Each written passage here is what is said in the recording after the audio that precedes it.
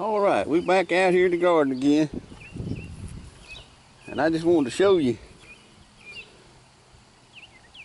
I gathered this one here this morning, and I found this one here. I'm finding one every once in a while on these plants, and it starts rotting on the end and goes up.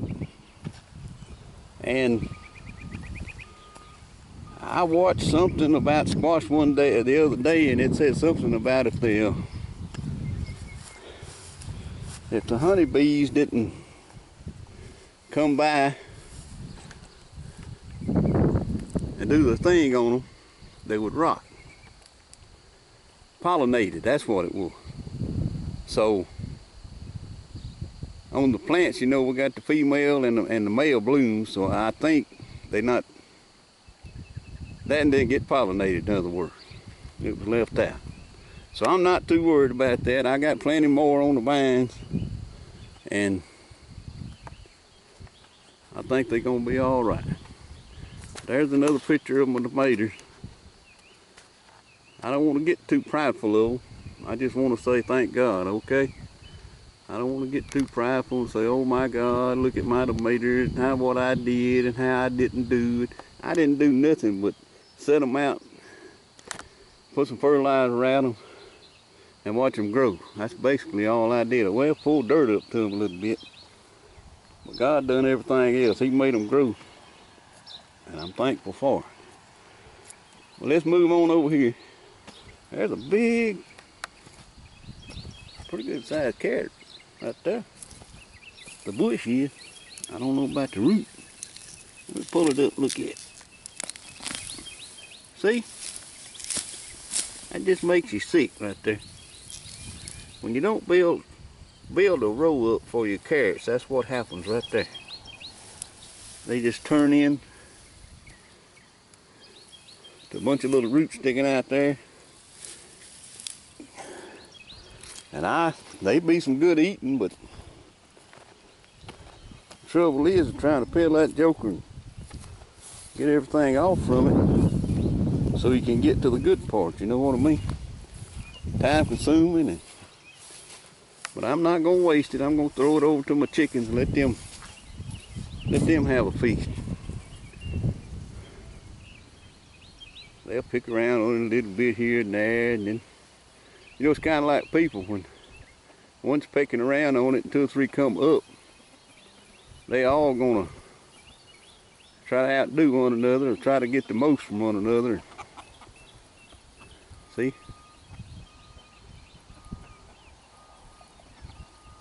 Now they all pecking pretty hard there, trying to get more than the other one, or trying to get the best than the other one is getting. But anyhow, well, I love my chicken. There's some young ones right there I bought a while back. Had a little problem. That's my Dominicker there. That's right out of her.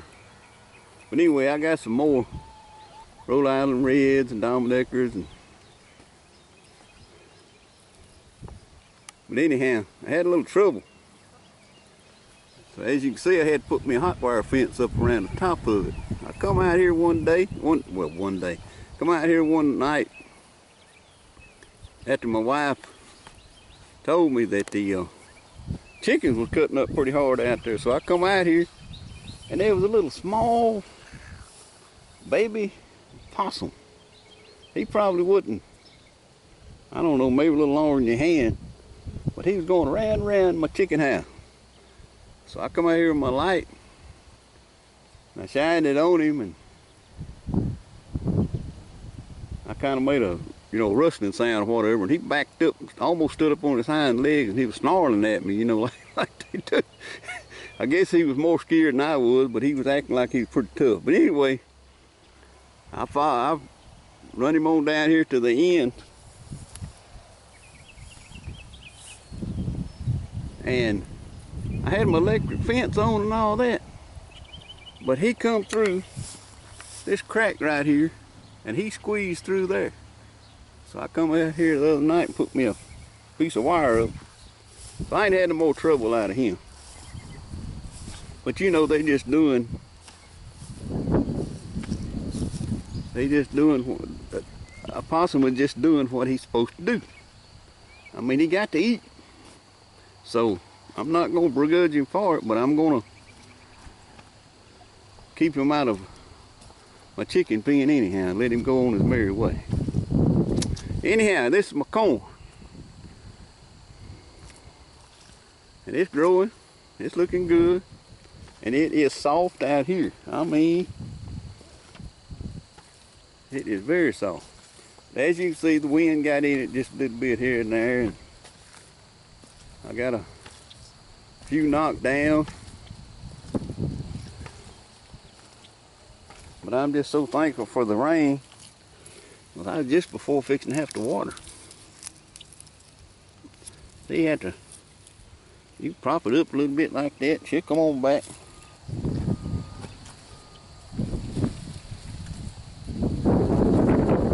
But this is peaches and cream here. Then later, a little bit later, I said I planted some more of this ambrosia. Everything's peas. I hope I get a mess off of them.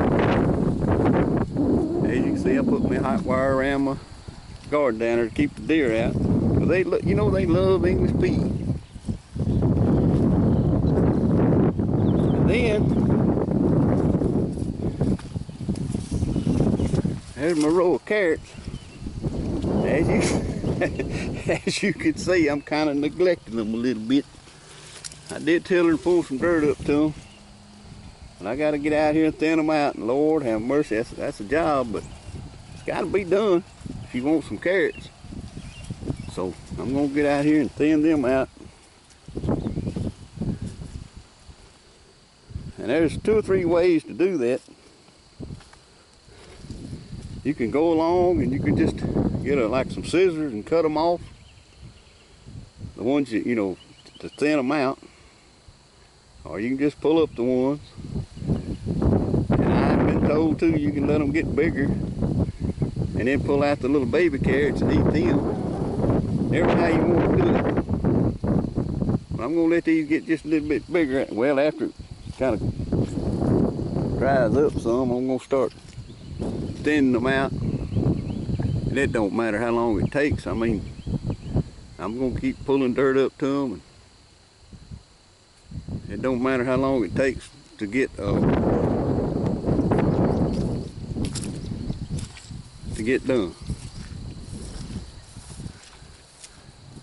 All this here growed up here. I hadn't cleaned it up yet, but the tornado, a tornado or high wind or whatever come through, and we had us a tractor shed just about like that right there, and it come through and tore the roof off from it and put it out there in that field. And my tractor was unhurt and everything was just like it the wind just come by and just picked the stuff up and throwed it out there in that field. So this is the remains of it. I went out there and drug it up here with my tractor, and I got to get out here and clean this up for.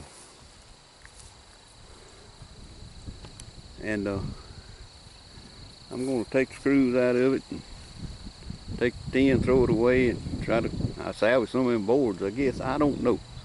But I do need to get this gone because it is an eyesore. But anyhow, let's get back to the garden. There's a few potatoes. I got to get out here and work on them. There's my onions. I got to get out here and work on them. I've been concentrating more on my tomatoes and corn than I have anything else, and I'm kind of letting things go.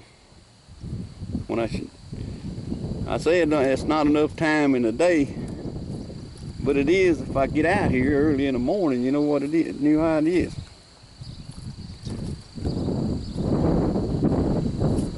But that's my peas. These 2 rows, 3 rows here is kind of growing up here. Well, I'm going to put my tiller out here and tiller all these up because I didn't get a stand. It was too cool at night. And don't ask me why that last row over there come up good, but these over here didn't. I know you gotta have cool, you know, you gotta have warm nights and before you start planting peas and everything. Well, they like a warm soil to come up in. But corn, you know, you can get it up pretty early. It can tolerate the coolness. Matter of fact, that big corn right there was bit back by the frost. And it put,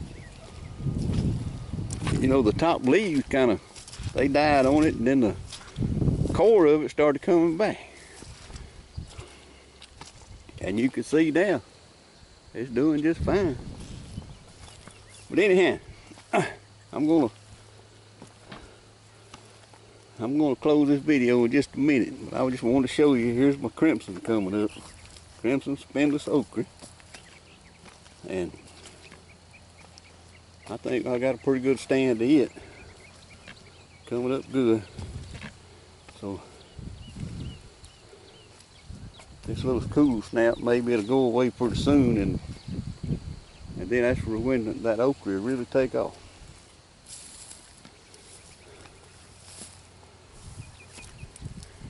Okay, I'm gonna let y'all go, and I'll keep you updated if you wanna go through this journey with me. I'm gonna be on Facebook and I'm on YouTube. Pop in the garden, and I'd appreciate if you subscribe or like or whatever you have in mind.